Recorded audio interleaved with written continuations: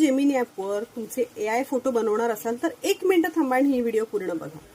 मलाही असं वाटलं की ट्रेंड चालू आहे तर चला आपणही काहीतरी वेगळं ट्राय करूया आणि जेमिनीवर गेले आणि जशी त्यांची रिक्वायरमेंट असते की हाफ फोटो ज्याच्यामध्ये आपला फेस पूर्ण क्लिअर दिसेल, मग मी असा माझा हा विदाऊट मेकअप फेस क्लिअर दिसत असलेला एक फोटो त्यांना अपलोड केला आणि काही सेकंदातच AIची इमेज मला तयार होऊन आली, ज्याच्यामध्ये फक्त माझी रिक्वायरमेंट होती की साडी पाहिजे, बाकी मी काय एक्सप्लेन केलं नव्हतं.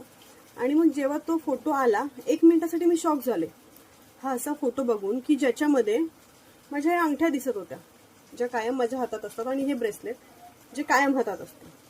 मग त्यांना कसं कळलं, मी तर काहीच एक्सप्लेन केलं नव्हतं की ह्या गोष्टी कायम माझ्या सोबत असतात. म्हणजेच आपला पूर्ण फोनचा ॲक्सेस, पूर्ण डाटा त्यांच्याकडे आहे जो वापरून त्यांनी माझी ती इमेज तयार केली होती.